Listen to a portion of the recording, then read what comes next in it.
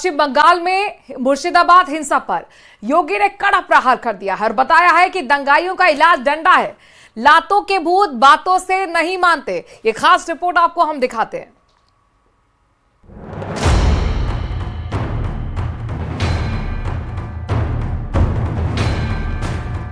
पश्चिम बंगाल में जारी हिंसा पर सीएम योगी ने बड़ा बयान दिया है। सीएम योगी ने दंगाइयों पर कहा कि लातों के भूत बातों से नहीं मानते। लातों के भूत बातों से कहां मानने वाले हैं? दंगाई डंडे से ही मानेंगे। सीएम योगी ने ममता बनर्जी समेत पूरे विपक्ष से पूछा कि पश्चिम बंगाल में हिंदुओं पर हो रहे अत्याचार पर विपक्ष क्यों मौन है। इन दंगाइयों का उपचार ही डंडा है, बिना डंडे के मानेंगे नहीं। आप देख रहे होंगे बंगाल जल रहा है, वहां की मुख्यमंत्री चुप है, दंगाइयों को शांति दूत कहती है। अरे लातों के भूत बातों से कहां मानने वाले हैं? लेकिन सेकुलरिज्म के नाम पर इन लोगों ने दंगाइयों को दंगा करने की पूरी छूट दे रखी है। पूरा मुर्शिदाबाद पिछले एक सप्ताह से चल रहा है।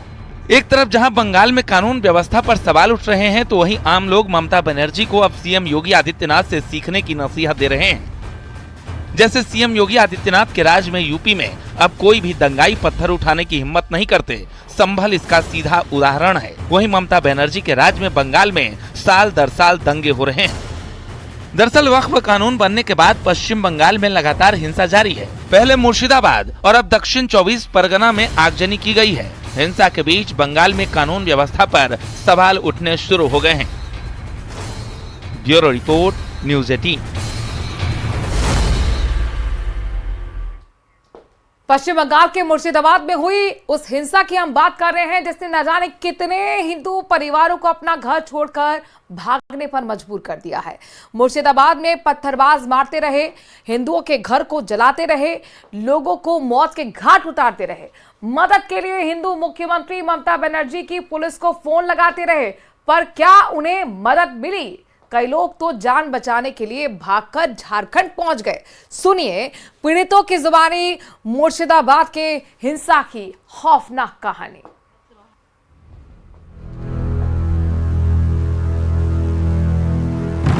हम लोग डर के मारे घर से बाहर निकल भी नहीं सक रहे हैं। घर के अंदर सब कोई बेहोश हो जा रहे हैं। कोई किसी को जो पानी देंगे वो भी नहीं मिल रहा है। ये वो डरे हुए हिंदू परिवार के लोग हैं जो पश्चिम बंगाल के मुर्शिदाबाद से भागकर झारखंड के साहिबगंज पहुंचे हैं। लगभग 200 किलोमीटर की दूरी तय कर ये अपनों के पास सुरक्षित स्थान पर पहुंचे हैं। इनकी आंखों में डर दिख रहा है, खौफ नजर आ रहा है। मुर्शिदाबाद में हिंदुओं के साथ जो आतंक मचा उसकी तस्वीर नजर आ रही है। दबी जुबान में घबराए हुए ये लोग उस भयावह दिन की कहानी बता रहे हैं जिसे सुनकर आपके रोंगटे खड़े हो जाएंगे। इनकी आप बीती सुनकर आपका दिल दहल जाएगा। में पानी कहाँ मिलेगा? ये बच्चा लोग खाने के लिए रो रहा था, इतना रो रहा है तो कोई बच्चा को कुछ खाने भी नहीं मिल रहा है। घर में जो कोनो खाना था, कोई खाना भी नहीं था उस टाइम। हमलावरों की संख्या अनगिनत थी। उनसे मुकाबला मुर्शिदाबाद में अल्पसंख्यक हिंदुओं के बस में नहीं था। इन हिंदुओं के पास मुर्शिदाबाद के खतरनाक इलाके से भागने के अलावा दूसरा कोई रास्ता नहीं था। इनके आसपास चारों ओर मौत मंडरा रही थी, काल बनकर सिर पर नाच रही थी। कब किस हिंदू की लाश गिर जाए किसी को कुछ पता नहीं था। इन पीड़ितों ने भी पलायन किया और मुर्शिदाबाद से भागकर झारखंड के साहिबगंज पहुंच गए, जहां फिलहाल ये अपने रिश्तेदार के यहां ठहरे हुए हैं। साहिबगंज संवाददाता पवन कुमार रॉय के साथ ब्यूरो रिपोर्ट, न्यूज़ 18। बंगाल की इस हिंसा को कुछ सियासी नेता जस्टिफाई कर रहे हैं। कांग्रेस के एक नेता तो ये तक कह रहे हैं कि एक्शन का रिएक्शन है। टीएमसी तो इसे और 2 कदम आगे निकल गई। बंगाल में जिस टीएमसी की सरकार है, वहां पर लॉ एंड ऑर्डर की जिम्मेदारी उसी पर है। उनके मंत्री और नेताओं का बयान सुनेंगे तो आप दंग रह जाएंगे। टीएमसी के एक मंत्री कह रहे हैं कि बंगाल से बंगाल में ही तो लोग जा रहे हैं, तो इसमें दिक्कत क्या ही है?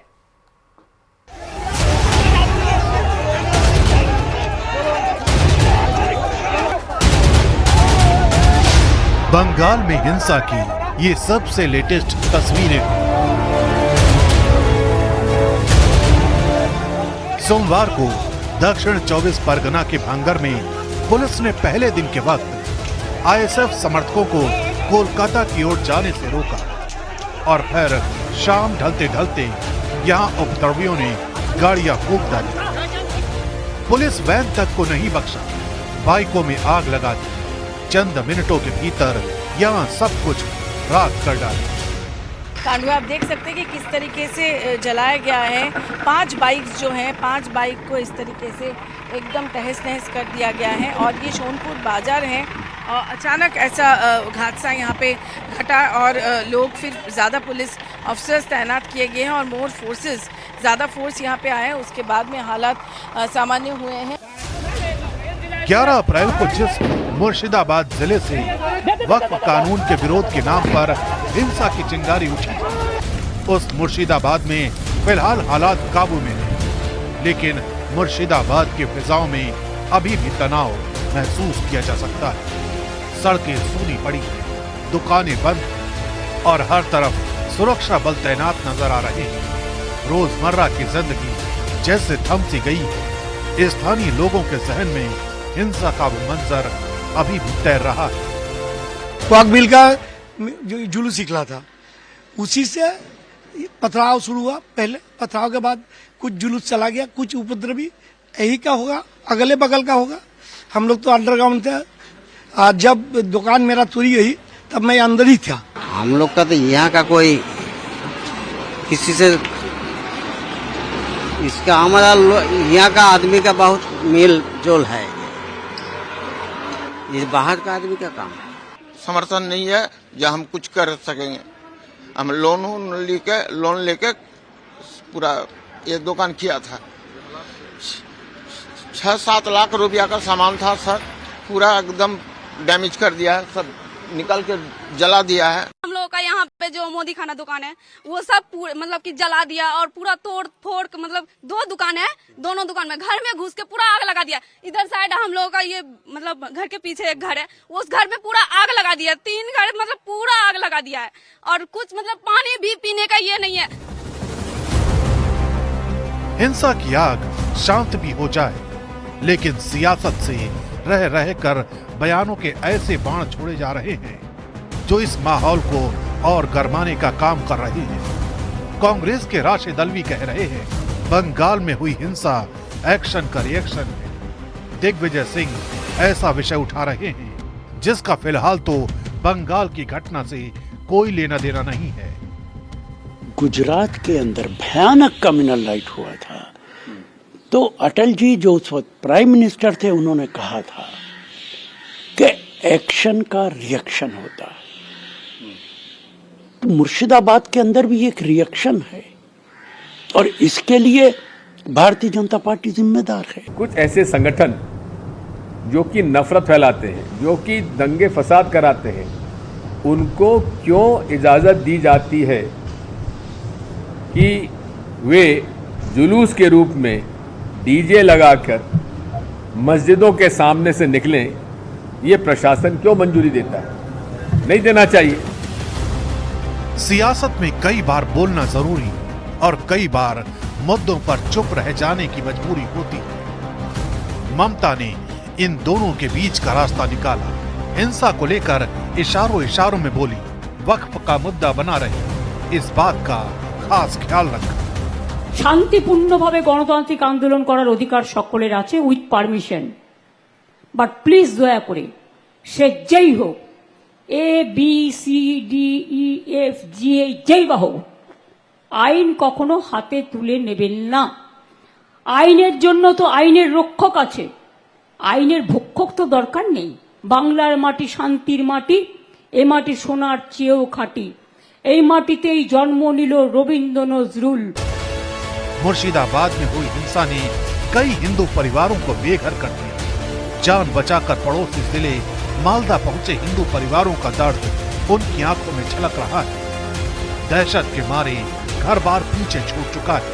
वापसी कब होगी किसी को पता नहीं, लेकिन इस दर्द के बीच ममता के मंत्री कह रहे हैं कि हिंसा पीड़ित बंगाल से ही बंगाल में दूसरी जगह गए। ऐसा कोई बात नहीं है, यहाँ पर ऐसा कोई परिस्थिति नहीं है। बंगाल से बंगाल में ही जा रहे हैं, तो बंगाल सुरक्षित है बोल के देख जाएगा, सारी जगह जा रहे हैं, सब ठीक है। शर्म नहीं आती है ममता सरकार को, खुलेआम जिहादियों का साथ दे रही हैं। मुर्शिदाबाद को हिंदू फ्री जोन करना चाहती हैं लोग। अब मंत्री उसको डिफेंड कर रहा है कि बंगाल के लोग बंगाल में ही मूव कर रहे हैं। इससे बड़ी बेशर्मी कुछ हो सकती है? एक बार जान जाइए, इस्लामिक जिहादियों का साथ ये सरकार दे रही है, इस सरकार पर ही ठिकरा फूटेगा। घर लगती है आग, अगर आग घर में लगती है ना, तो सिर्फ मेरे घर में नहीं लगेगी, बहुत सारे घर और जद में आएंगे। टीएमसी का घर भी नहीं बचने वाला। दिक्कत क्या है? बंगाल हिंसा के दो पहलू, एक वो जिन्होंने हिंसा का दर्द झेला, जिनके मकान उजड़ गए, उपद्रवियों ने जिन्हें रातों रात सड़क पर ला दिया, और हिंसा करने वाले उपद्रवियों पर पर्दादारी कर रहे हैं। वैसे बंगाल हिंसा का मामला सुप्रीम कोर्ट तक पहुंच गया है और अब इस मामले में इंसाफ के लिए पीड़ित सुप्रीम कोर्ट की ओर बड़ी उम्मीद भरी नजरों से देख रहे हैं।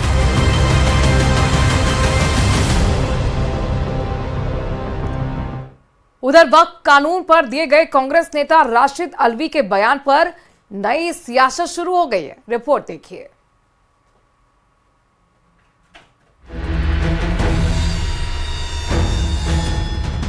वक्फ कानून को लेकर सियासी संग्राम थमने का नाम नहीं ले रहा है।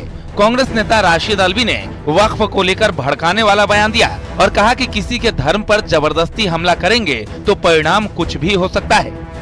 किसी के मजहब पे जबरदस्ती हमला करेंगे, उसके नतीजे कुछ भी निकल सकते। किसी के मजहबी मामलात में मदाखलत नहीं करनी चाहिए, लेकिन Bharatiya Janata party anti Muslim, anti इस्लाम है, इसलिए उन्होंने वक्फ के कानून को जबरदस्ती थोपा है।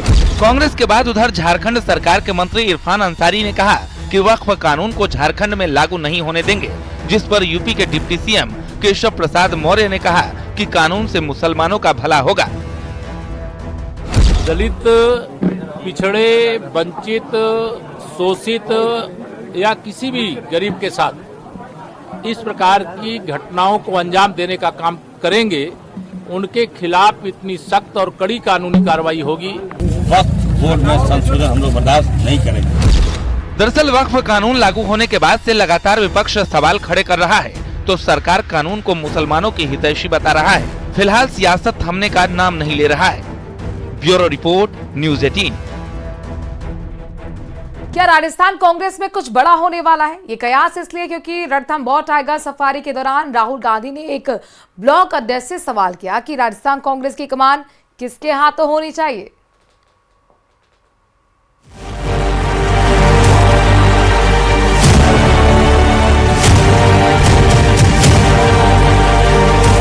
राजस्थान में कांग्रेस नेतृत्व की कमान को लेकर एक बार फिर नई चर्चा शुरू हो गई। बड़ी बात यह कि इस बार इस मुद्दे को हवा दी है कांग्रेस सांसद राहुल गांधी ने। रणथंभौर टाइगर सफारी के दौरान राहुल गांधी ने कांग्रेस के ब्लॉक अध्यक्ष छट्टन लाल मीणा से सवाल किया कि पार्टी की कमान किसके हाथ होनी चाहिए।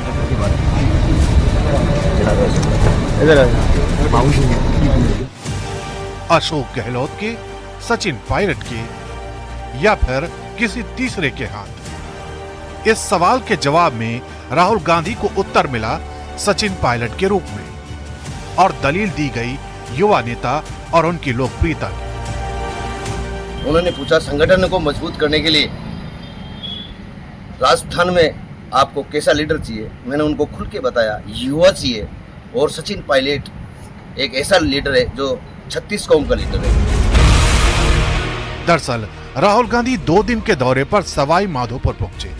यहीं राहुल गांधी ने पार्टी के नेताओं के मन को टटोलने की कोशिश की। जीप में बैठे बैठे ही सवाल किया गया, लेकिन राहुल गांधी के इसी सवाल का जवाब जब जयपुर में कांग्रेस नेताओं से लिया गया, तो पूर्व विधायक प्रशांत बैरवा ने गहलोत और पायलट दोनों की तारीफ की। हमारी पसंद तो कांग्रेस पार्टी है, और दोनों लीडर सबको चाहते हैं। अशोक जी का अलग क्लाइन है, गहलोत पायलट साहब का अलग क्लाइन है, और कार्यकर्ताओं की दिल में होता है कि वो भी किसी लीडर को फॉलो करें, उसकी तरह रहें। तो आई थिंक ये अच्छा है, डेमोक्रेसी के अंदर हेल्दी है। बाकी मुख्यमंत्री बनना, वो बनना तो सब जी आपको पता अल्लाह का मन की देन है। लेकिन कुछ नेता ऐसे भी हैं जिन्होंने गहलोत या पायलट का नाम लेने के बजाय ये कहा कि हाईकमान ही तय करे। पार्टी का कार्यकर्ता कोई किसी नेता के लिए बटा हुआ नहीं है। सभी कार्यकर्ता सभी नेताओं को समान सम्मान देते हैं। इसलिए ये सब बातें हैं वे पार्टी में लोगों को बांटने की, इस तरह की बात ऐसी उन्होंने तो ऐसे ही चलते हुए कोई बात पूछी है। उसका मतलब ये नहीं है कि कौन नेता होना चाहिए कौन नहीं होना चाहिए, उसका ऐसे चलते हुए उन्होंने बात की है। और पार्टी हाईकमान ही तय करती है कि नेता कौन होगा। कांग्रेस के मौजूदा प्रदेश अध्यक्ष गोविंद सिंह डोटासरा हैं। वो पार्टी का राजस्थान में जाट चेहरा है। विपक्ष के नेता पद पर टीकाराम जूली है। वो पार्टी का दलित चेहरा है। लेकिन राजस्थान कांग्रेस के दिग्गज अभी भी दो ही हैं, अशोक गहलोत और सचिन पायलट। अशोक गहलोत की अगुवाई में पार्टी विधानसभा चुनाव हार चुकी है। बावजूद इसके कांग्रेस का एक बड़ा तबका उनके समर्थन में खड़ा है। लेकिन सचिन पायलट कांग्रेस में ही नहीं, जनता में भी लोकप्रिय चेहरा है। पार्टी के युवा पायलट को कमान सौंपने के पक्ष में, जिससे भजनलाल सरकार को सड़क पर घेरा जा सके। लेकिन कांग्रेस हाईकमान उधेड़बुन में है कि क्या पायलट को कमान सौंपे या गहलोत पायलट के झगड़े के चलते नए चेहरे की तलाश करे। अहमदाबाद अधिवेशन में सचिन पायलट से प्रस्ताव रखवाना और फिर गहलोत का पायलट के पास जाना कुछ ऐसे इशारे थे जिससे पायलट समर्थक उम्मीद से भरे हुए हैं।